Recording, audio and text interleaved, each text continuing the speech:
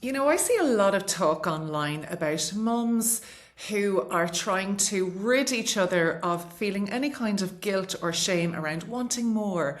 It's okay to want more. It's okay to want to be in your children's lives and want a successful online business. And I'm here to, you know what, just shed a different light on it, because I don't think it's a case about us wanting more. I think it's a lot about us wanting different. You know, so many women get into business, especially the women who I'm working with, are getting into business because their children or something in their life has been acted as a catalyst that has made them want more flexibility, more freedom, be their own boss. And so they've come around to actually setting up their own business. And it's not really a case of being ungrateful for what they have or wanting something more in their life. It's just more of a case of that something in their previous life that they have loved before feels off now. It feels different. They don't really want to live for the weekends anymore. Monday to Friday, putting the head down on the grind and getting through it so you can live for the weekend just doesn't seem right anymore. And there's this term in positive psychology called eudaimonic well-being. I always stumble across that, eudaimonic well-being. And this concept, it's not about reaching for those kind of happiness levels, those happiness peaks where, you know, you're striving towards a certain goal and yes, I've hit it. Because what happens out the other side of a peak like that is there's a little bit of a fall, isn't there? It's like anything that you're excited for when the big day arrives and you have all the fun and then you're kind of getting over it afterwards, and there's that little bit of a lull time. And that's why there's this sort of thought process in more recent times where people say, you know what, I'm not seeking happiness, I'm not searching for happiness, I'm seeking more contentedness. And I liken this contented feeling to eudaimonic well-being.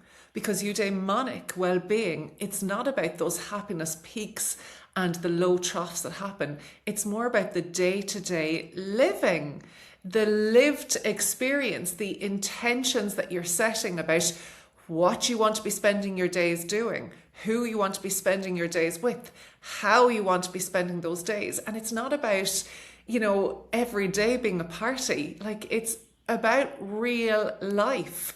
But it's about being intentional with the real life that you get to live, not this one that, you know, society has conditioned us to think that we should want or that we need to play out because we went to university and got a certain degree or went and got a master's or a PhD. And so we've got to be doing that for the rest of our lives. If that's not something that lights you up anymore, then this episode is about giving you the permission slip to not want more, but to be absolutely able to want different. So ask yourself, what is it that you really, really want in your life?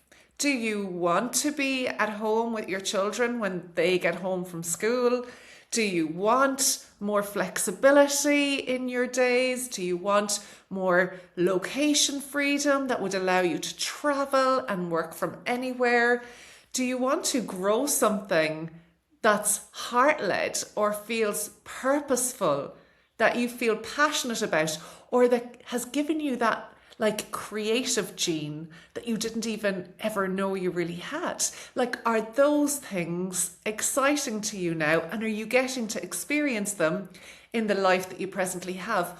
Or do you need to be the creator of the thing, the business that allows you to bring all of this to life? Something that has been playing on my mind as I've been thinking about this topic and thinking about this episode is that the guilt that mums often experience when they are wanting to grow a business for themselves or change their lifestyle in some shape or form is not necessarily the same and true for dads. That guilt and shame, those emotions don't get wrapped up in the same way for fathers when they're experiencing their working life post children. Mums often come along and have this conditioning in them of what a good mum looks like. and to consider any time away from your children can often feel like a betrayal to them or to you, and the concept that you have around this good mum thing. And dads just don't get that. And so what I really want to be able to share with you is that one of the biggest gifts you could ever possibly hope to give your children is a content, happy, passionate, creative, intellectually stimulated mother. This was certainly the case for me. As I was turning 40, I had 3 young children. I was working my teaching job. I didn't enjoy it. It didn't light me up, but it was paying my bills. So I felt like that's where I needed to stay. And it was only through finding myself going back to college, re-educating in positive psychology, that something lit up in my brain again, and I enjoyed learning. At 40 years of age, I was able to go, oh my God, this is not like the college that I remember of the past whereby I had to do all these exams. It was more about like, oh, I'm so hungry to learn more and more and more about the specific topic that interests me. And that intellectual stimulation is a huge gift for you personally, mentally, especially I'm going to say as a mom, when so much of your mental thoughts and goes into, your children and prioritizing them and their safety and their happiness and all those kind of things. But you really have to ask yourself the question, what is it that you want to be doing for the rest of your life? Because when I was turning 40 and going back and doing this re-education piece, I had this realization that I had more years ahead of me to work than I actually had behind me. Ask yourself that question, because there's this thought process out there that like, oh, I could be too late to get started now, or, I'm too late in the game. What age are you? What age are you, and how many years do you plan to continue working? Because the retirement age is getting older and older and older, because guess what? We're living longer and longer and longer. My own dad retired 55 years of age. That sounds torturous to me now. Imagine retiring at 55. Like your 50s, you're restarting a new chapter of your life. Your children have most likely left the nest. You're rediscovering who you are. You're evolving. Another new chapter is starting. It gets to be a really exciting one. So really consider how many years you have left in you that you want to be working. And then ask yourself the question, am I too late to start? How many years are you just crossing out by saying they don't matter? The next 5 years, 10 years, 15 years, 20 plus years in my case, they don't matter. I'm too late to start. Ask yourself that question, because my goodness, don't you deserve to be doing something that lights you up every single day rather than waiting for the weekend? Oh my goodness.